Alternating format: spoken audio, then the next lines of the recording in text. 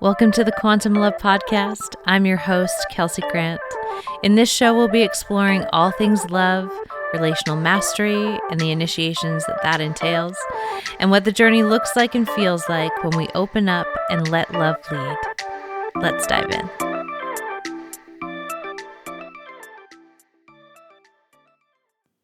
Hello, everybody. Welcome back to the podcast. This week, I am stoked because we are going to talk about something that I think is really, really important when it comes to dating and relationships. And that is the relational cover charge. If you have no idea what I'm talking about, well, good news for you. I'm going to get into it and I'm going to tell you all about it. Just a little heads up though, there is some construction happening in my building. I've been putting off doing the podcast because they've been, making a lot of racket. So I just couldn't wait any longer. And if there are the odd buzzing sounds in the background, well, now you know. Now you know what it is, and we don't have to get all caught up with it. Okay, let's dive in. So you might have seen my Instagram post recently where I shared this guy and he did this awesome rant on cover charge.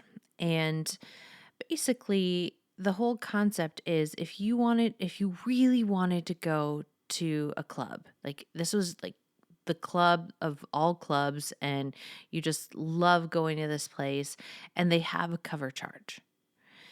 So what do you do when you get to the front of the line? It's your turn to go in and they're like, okay, cover charge is $20. And you look at the bouncer and you're like, not for me. I'm not paying the $20. Do you think that person's going to let you into the club? Probably not. The reason that there is a cover charge is just the agreement for coming into that space. And in dating and relationships, if we do not have our own relational cover charge established, we will literally let in any old riffraff into our relational world. And we can save ourselves a lot of drama, a lot of ridiculousness if we are willing to put in a relational cover charge. Now, what constitutes a relational cover charge? Well, there are three things that we'll talk about today. One of them is obviously your standards. The other one is your boundaries, and the other one is your relational needs. So when you are dating, so we're going to take this from a dating perspective today. Dating, in the context of dating for partnership, you are literally vetting that person to see if there's enough relational alignment to agree to be in a relationship. Now, it is really hard to suss out alignment relationally if we are unclear of what our standards are, if we are unclear what our boundaries are, and unclear what our needs are. Now, for a lot of you, you might actually have some clarity around your standards, your boundaries, or your needs. And where you might get tripped up is the embodiment of your standards, your boundaries, and your needs.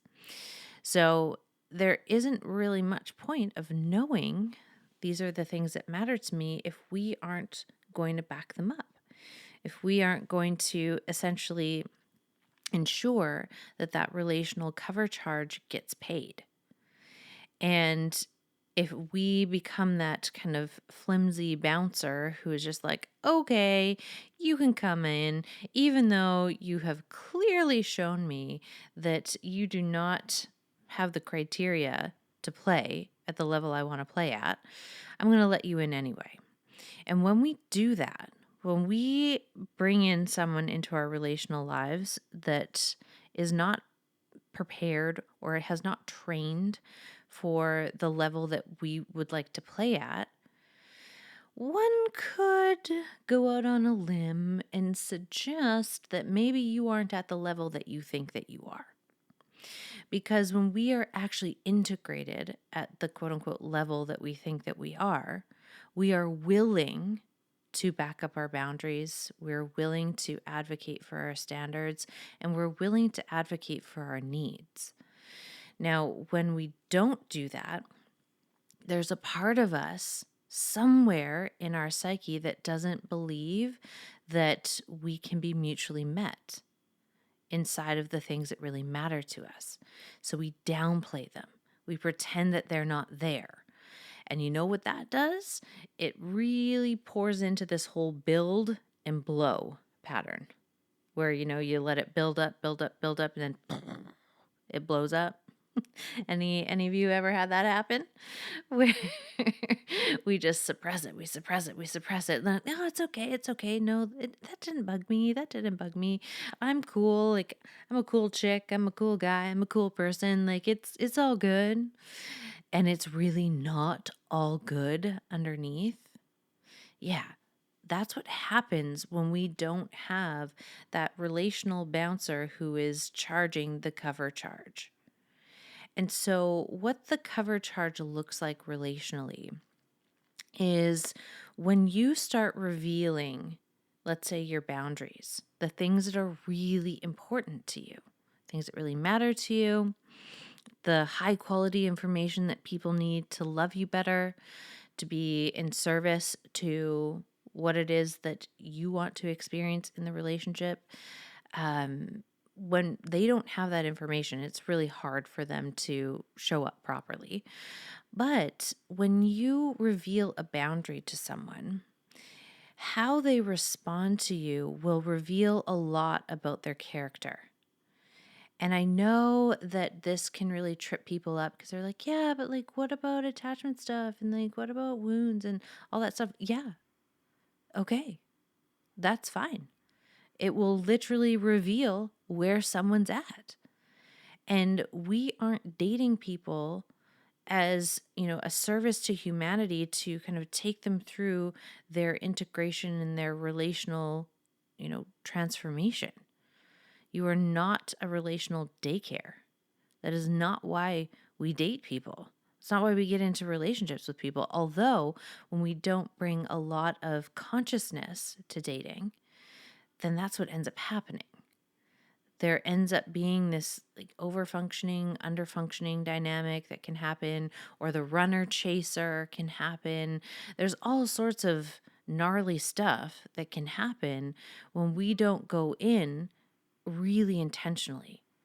When we just kind of sit back and we're like, well, I hope this works out for me. I'm not really going to do anything that will support it working out for me.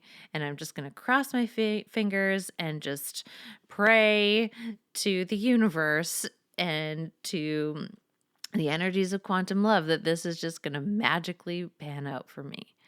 And it doesn't. It really doesn't.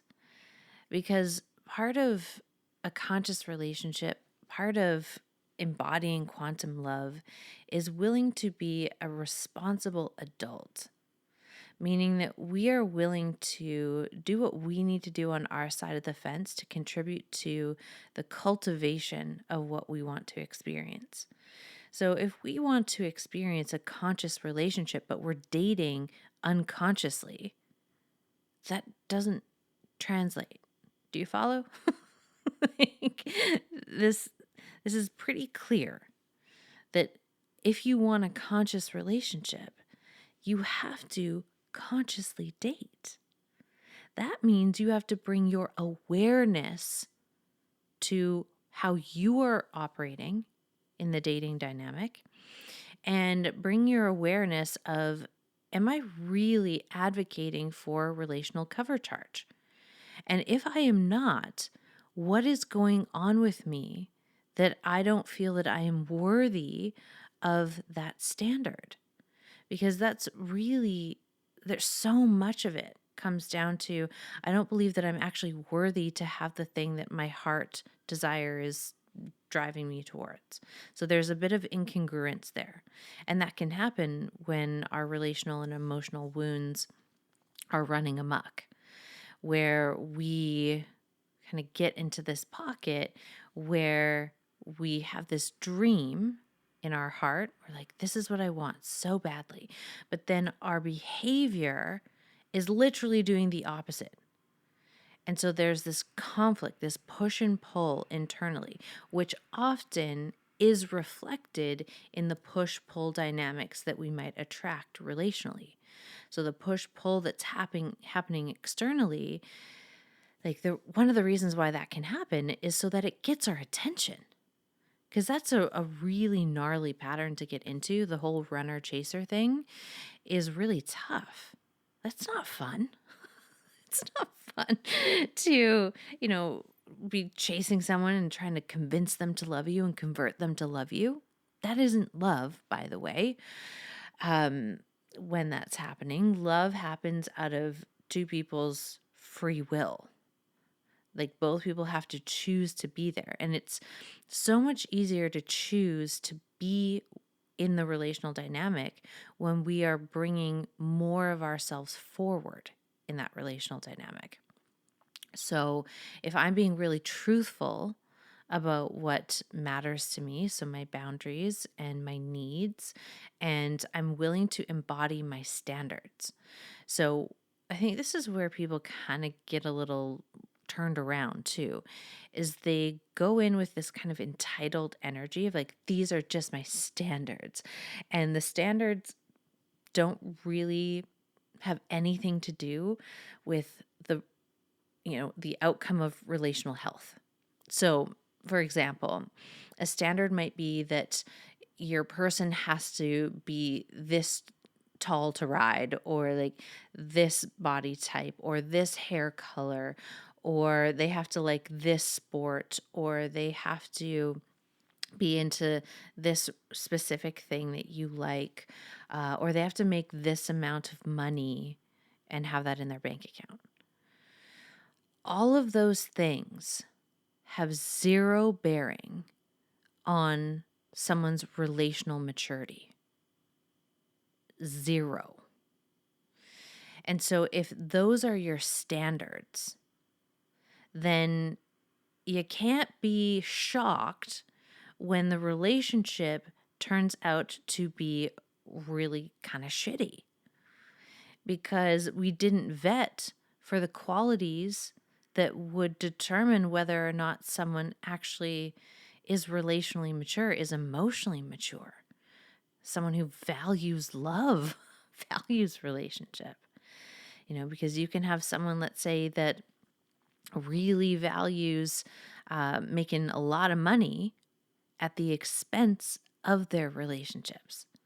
So if that is your standard, that they have to make this much money, and we're not also vetting for like, where's their relational priority?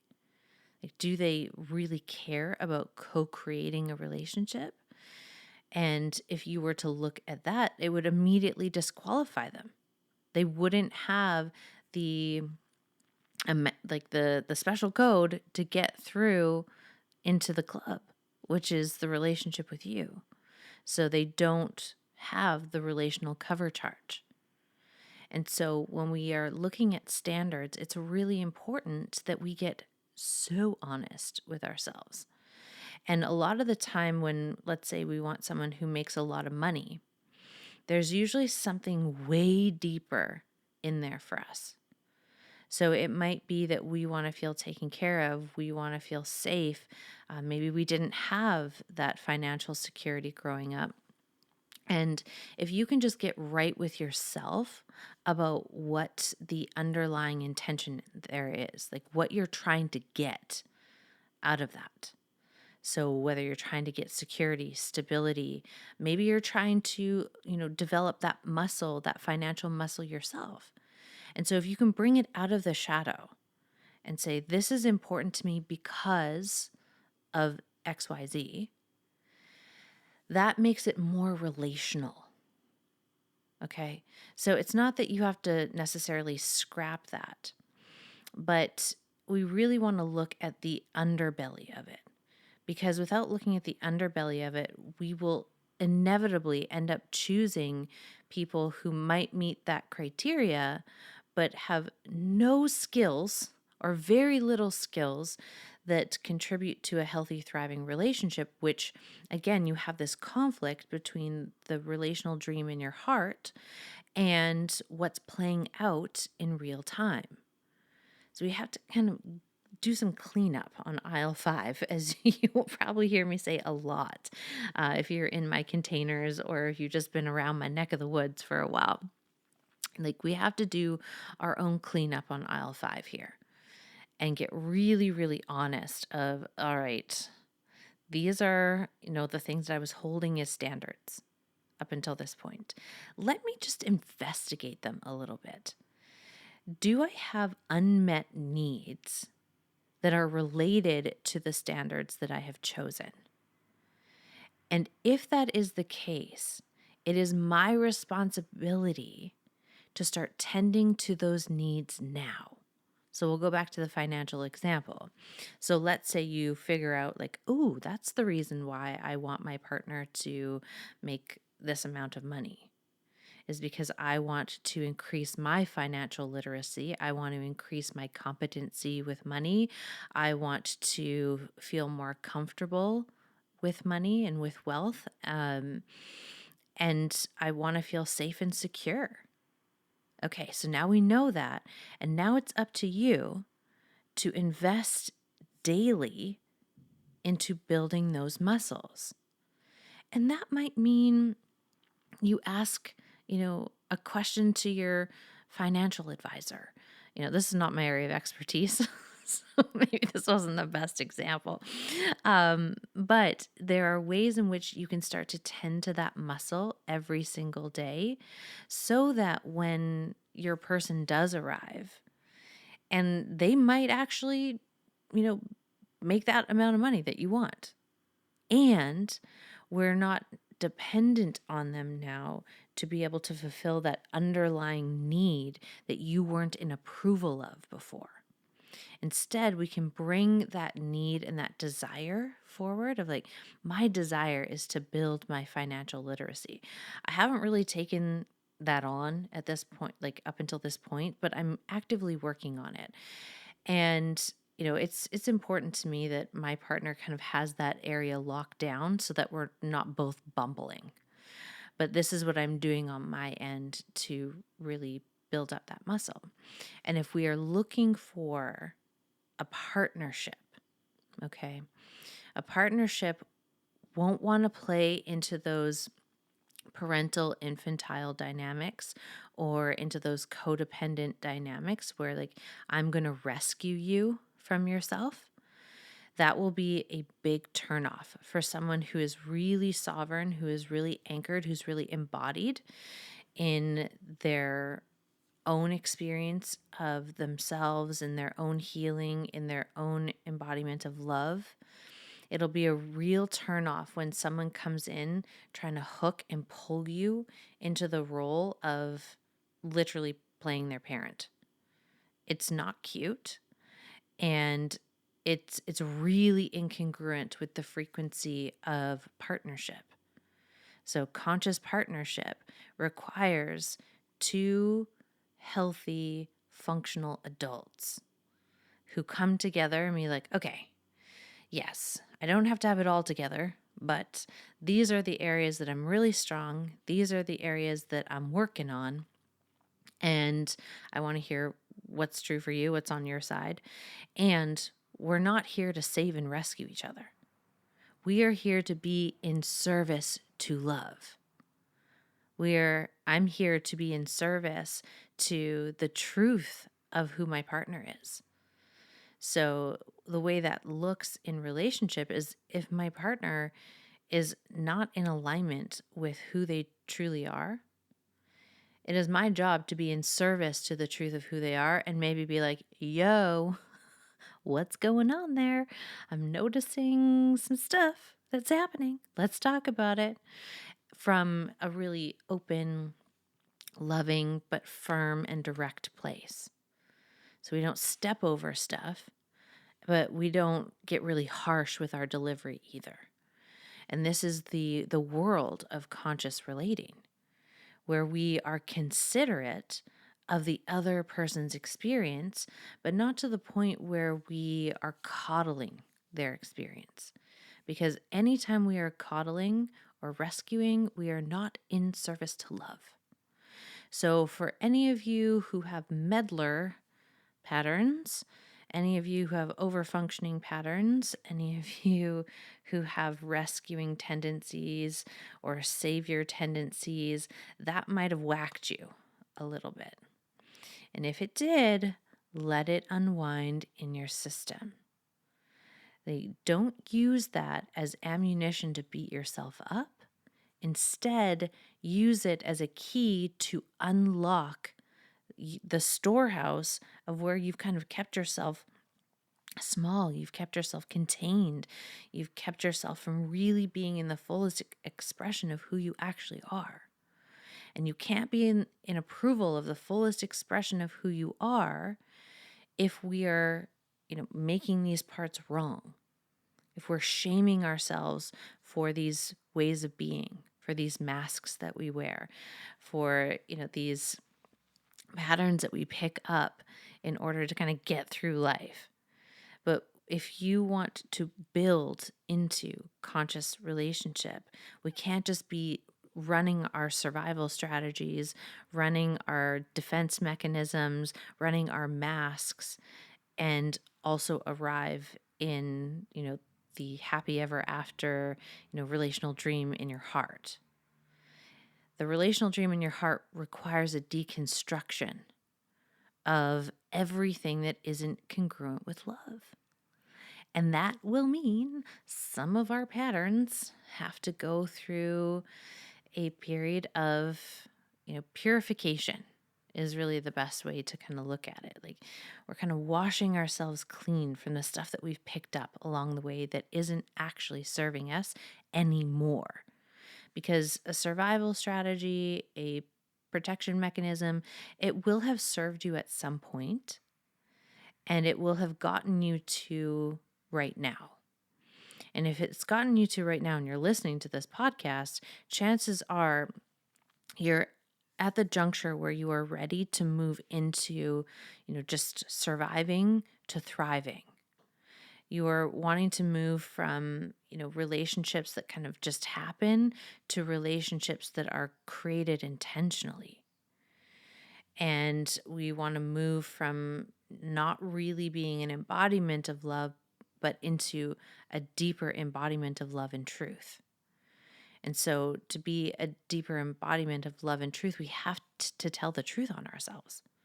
We have to get honest and be like, oh, yep, I do that. I pick people who I can save, who I can rescue. And when I do that, it allows me to stay safe because I'm never going to be challenged and they're never really going to see me, which means they can't reject me. Yeah, there's a lot of unwinding that gets to happen there. And, by telling the truth on yourself from a place of approval, like, oh yeah, I do that. And I picked that up somewhere. I picked that up as a survival strategy. I picked that up as a protection mechanism.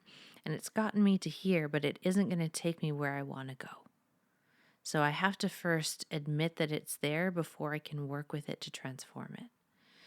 So when we are, working with this whole concept of standards, we have to really look at, am I embodying the thing that I'm expecting the other person to bring to me? And you don't have to be embodying it to the same degree. So again, back to the financial example. Let's say you want someone who makes 6 figures a year. All right.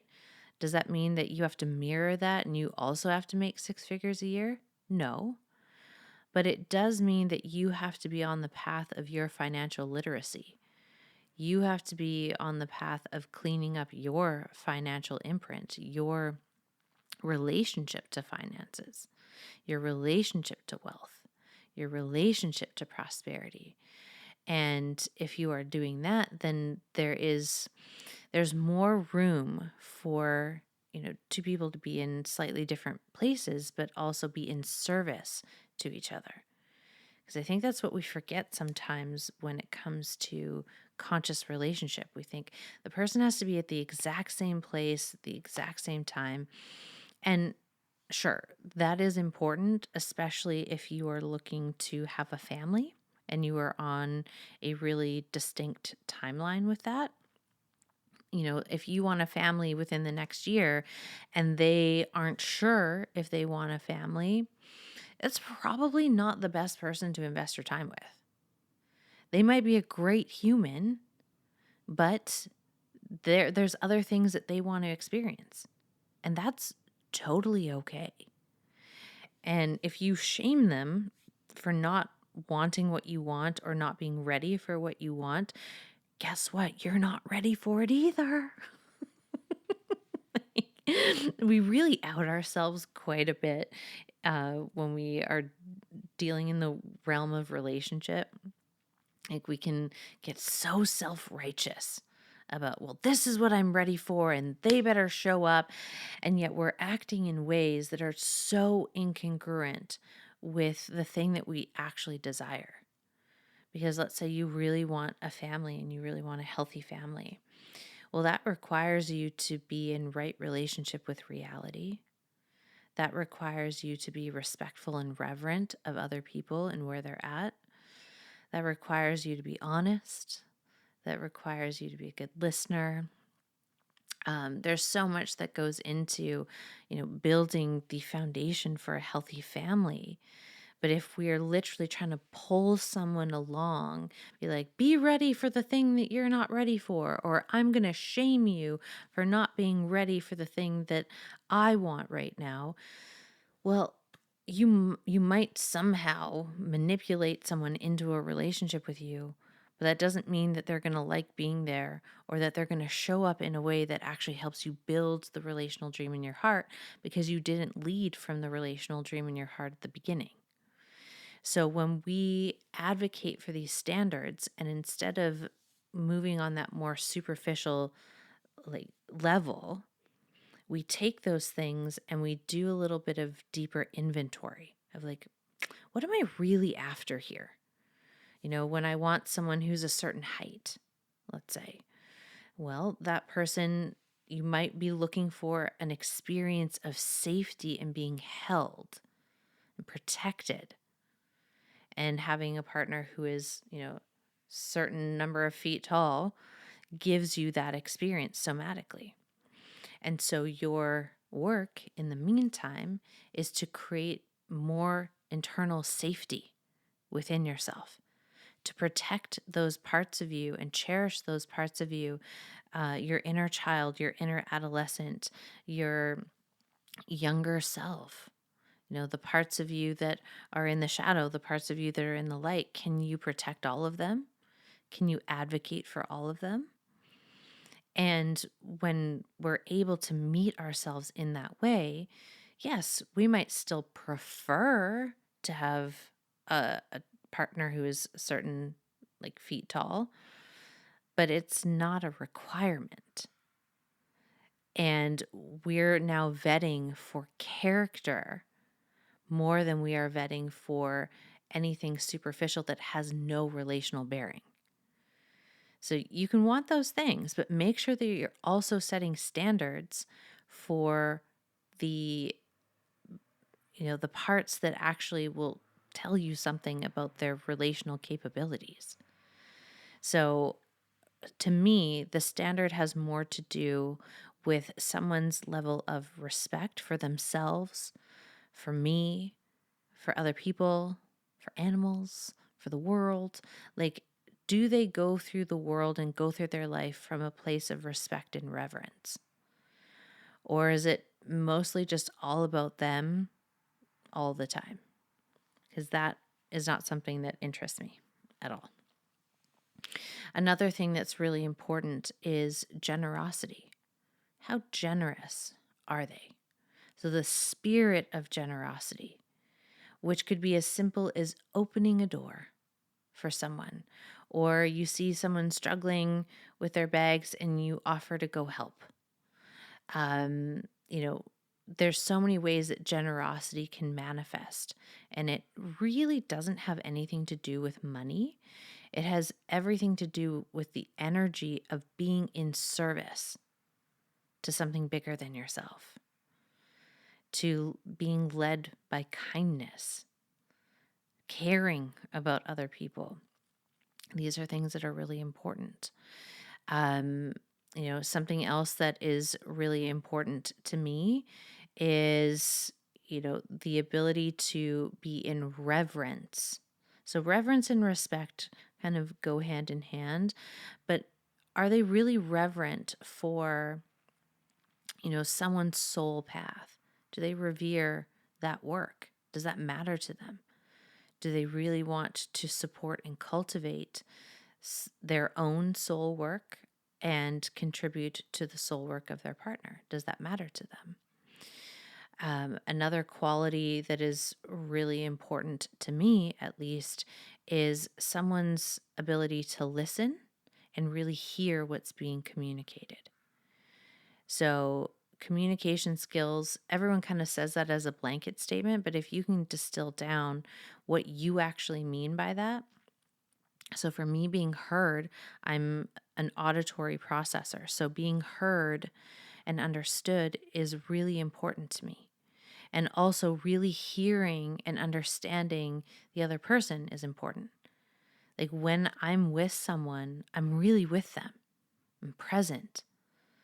And so, one of the standards that I require is the same level of devotion and presence, and their ability to really listen and hear what is being communicated. And sometimes that is like listening for the communication under the communication, the ability to do that, the ability to, really communicate and like reflect back. This is what I'm hearing. Sounds like this is what's going on for you. And really showcase, like, oh, yeah, what I'm saying really matters to you, and what you're saying really matters to me. And without that, like, I'm not interested in moving past, the first initial stages of dating. Just not into it. Someone who is also really playful and funny, has a good sense of humor, doesn't take life too seriously, but takes the right things seriously. We need to be able to hold those periods of life that require a bit more of a somber attitude. And we also need to know when, we're getting a little too dense. I talked about that in the last episode where, my Scorpio moon likes to get really down and into like all of the depth. But then my Leo sun is like, come up for air. Like, we need to go play. And so having a partner who can mirror that as well and doesn't really get stuck in the underbelly of life, but can come up for air and is able to have a sense of humor about life. It's really important.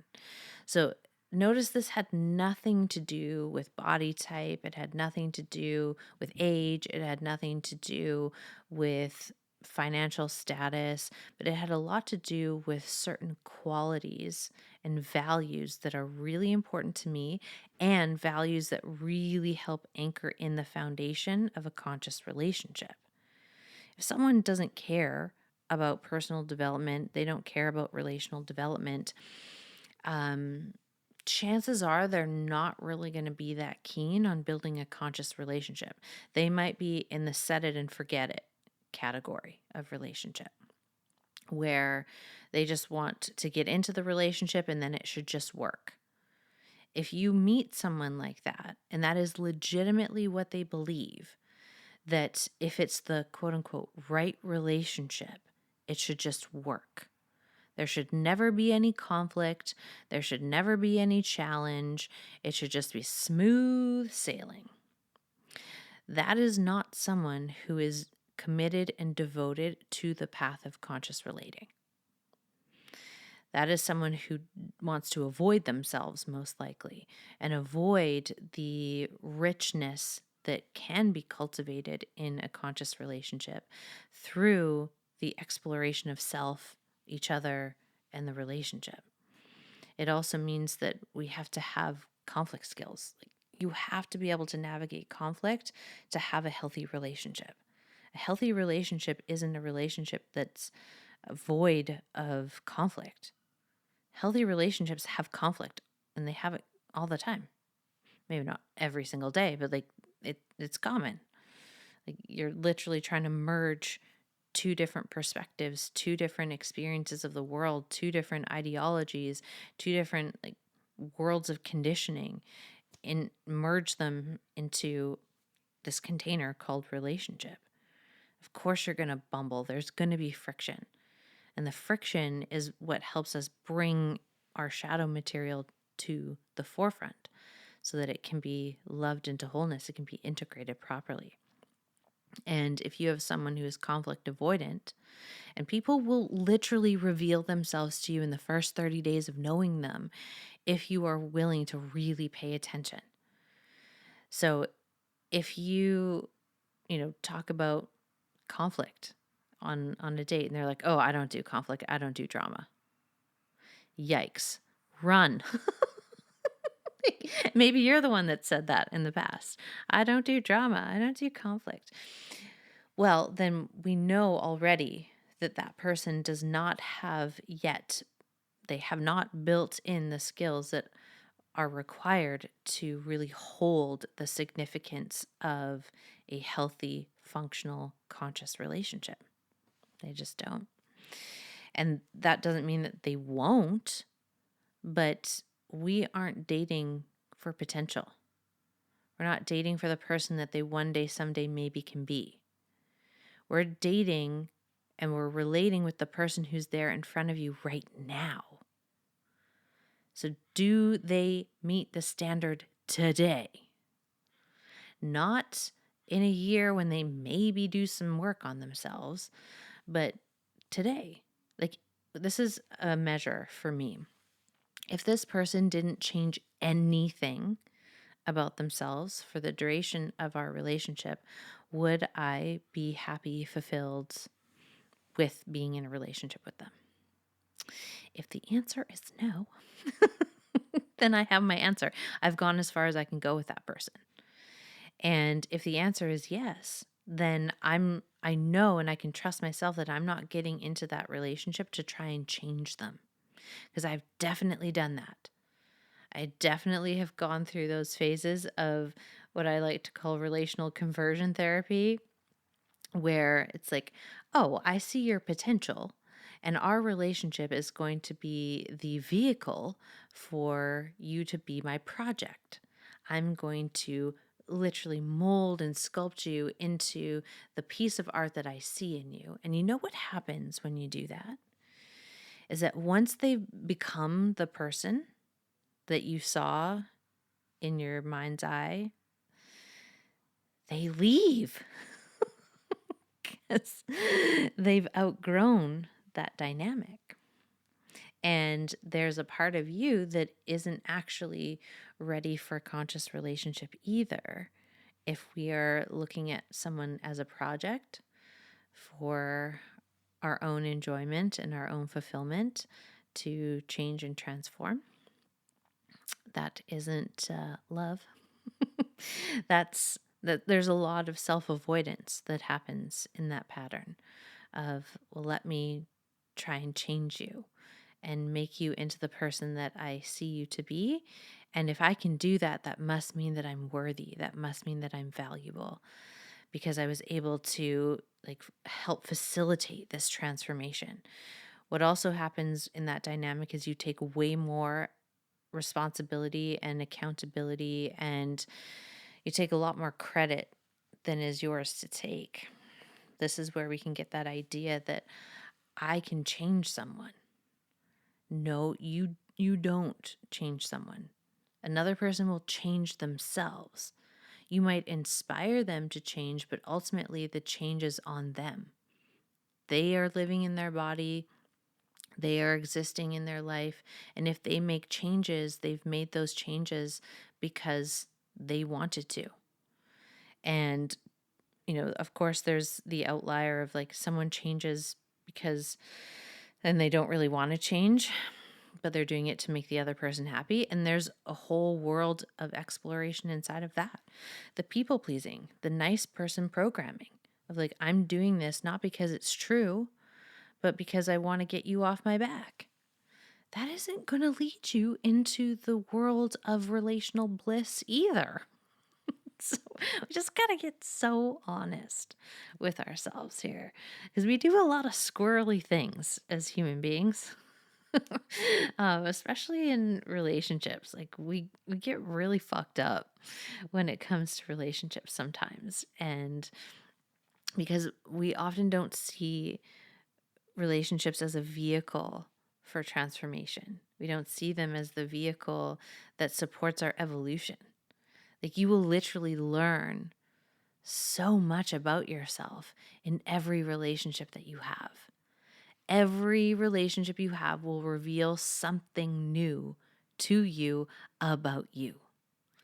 And these are critical pieces in terms of our embodiment, in terms of our liberation, in terms of our integration, and ultimately being able to build out that relational dream in our heart. So if we are, playing with standards as part of that relational cover charge and being like, okay, this is what I really value. This is what really matters to me.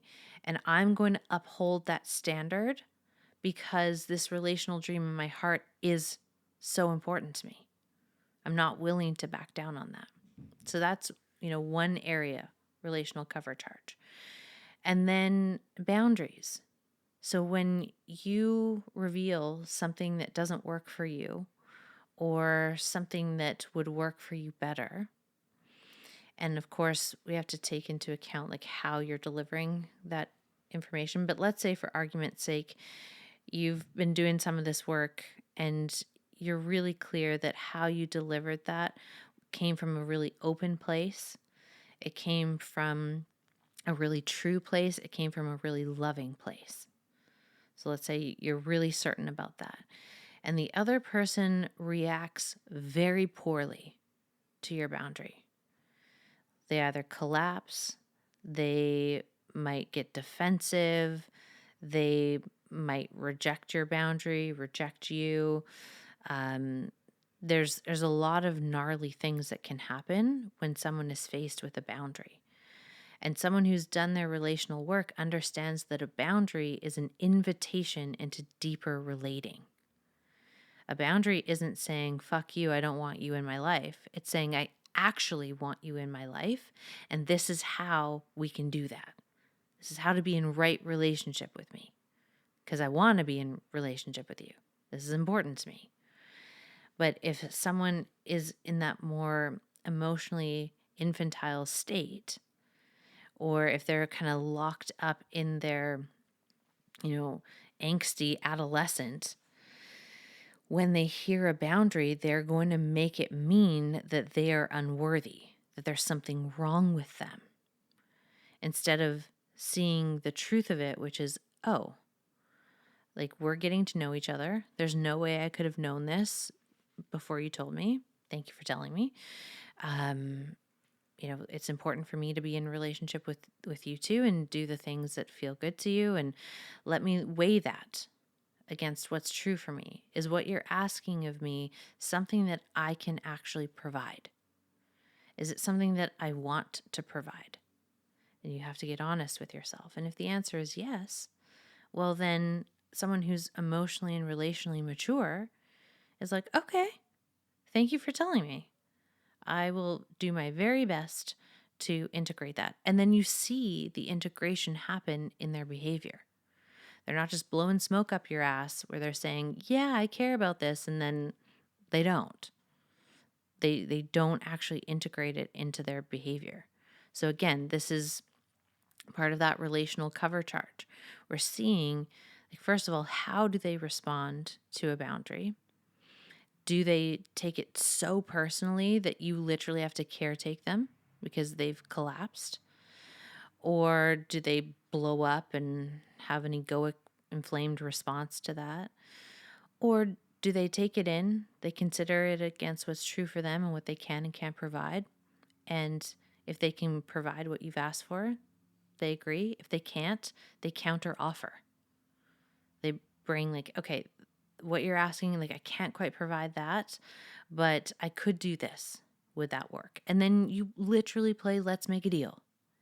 Relationships are so much about let's play, let's make a deal. And you can't go into negotiations like that if you are dealing with a jacked up inner child or a really angsty adolescent, inner adolescent.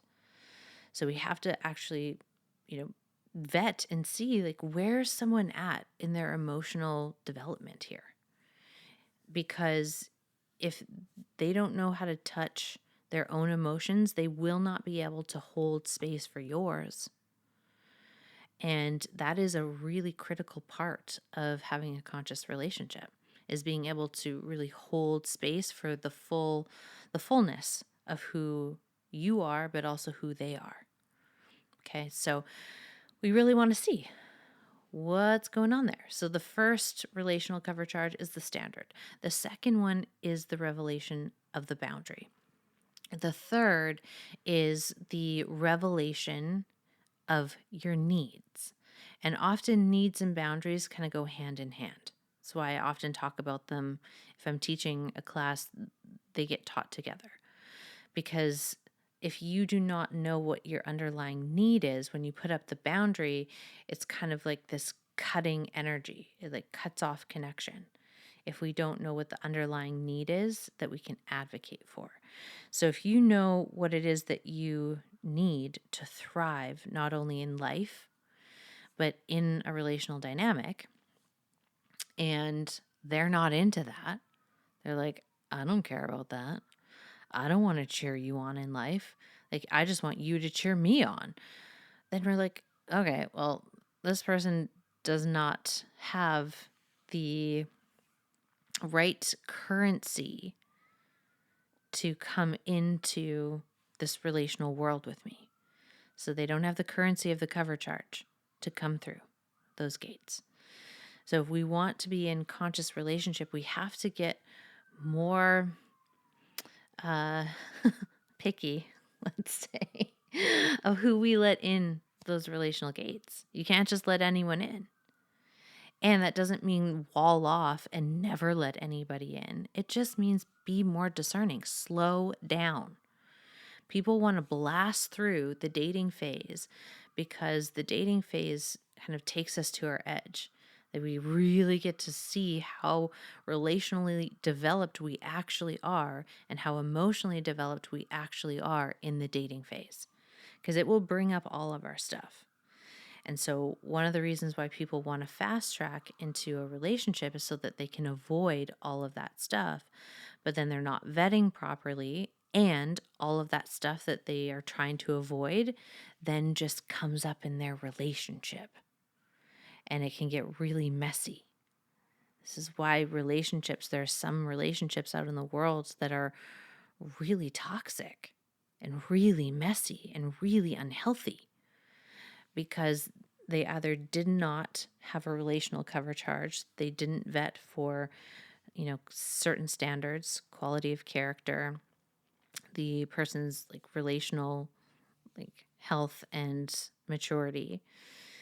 They also were not likely setting boundaries in the dating phase, and also not revealing what they actually need to thrive in life. Like, let's say what you need to thrive is, your mornings are sacred to you.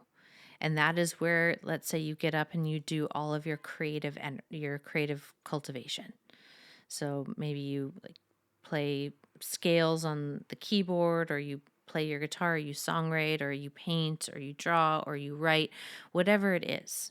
That's really sacred time to you. And you're like, this is what I need. I need to be home by 11 so that I can be up in time to do my morning routine. Because if I can do my morning routine, ultimately you're going to get the best version of me, because that is the version of me that is fully come to life. And let's say that person doesn't care about you being home by 11. In fact, they try and sabotage you and they try and pull you to break your boundary. So they're not actually in service to your boundary. Someone who's in service to your needs and your boundaries would be like, okay, 11 o'clock it is. I will make sure that we are complete and if I'm taking you home, that you're home by 11, or if you need to be home by 11, that we leave wherever we are so that you have time to get home by 11. I will, really take that on. There are plenty of people out there who care about what matters to you. They want to see you thrive. They want to see you at your best. Because if you come to a date full and you're inspired and you're lit up by life, they're going to be like, yeah, I want to do the things that support you being in this vibe. Of course I do. And they also want to be supported in the things that allow them to be in their highest vibration, their highest alignment. And so, again, as always, this works both ways. It's not just a one-sided conversation of they always have to be so attuned to you. You also have to be attuned to them. So when they bring a boundary forward, do you act like a toddler and have a temper tantrum? Or do you take it in and be like, they just told me some high quality information about them. That's dope. Thank you. And this is what I can and can't do around that. Or when they reveal something that they need to thrive, does that matter to you? Do you care about that? And will you act in ways to support that? And again, like this can happen where some of your old stuff might come up and they're the ones who are like, I need to be home by this time so that I can get up because I have this thing in the morning. And you might pull on them to be like, oh, but just stay. I want to cuddle. Or like, I really love making out with you. Like, please stay, me. That is not being an emotionally mature and relationally mature human being.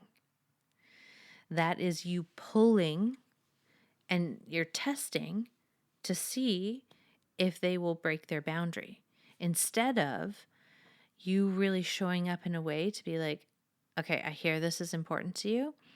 I completely respect it. And even though it's so fun to make out with you and I wish that we could just like make out all night, I am going to honor that boundary, make sure that you're able to get the sleep that you need to get so that you're up in time to do the things that really matter to you. Another way that this can kind of come out is when you want to have, like, let's say you're kind of in that honeymoon pocket of the dating phase and you're really enjoying each other, you're spending a lot of time together, and then you're like, oh, you know what, I actually need a night to myself because we've been spending a lot of time together and I really love spending time with you, and I'm noticing my time with myself, like I'm not getting enough of that, and I need that in order to be great with you. Do you take that personally? Do you literally like implode and pout, or have a little hissy fit, or try and shame them, make them feel guilty? Any of those behaviors are not emotionally and relationally savvy.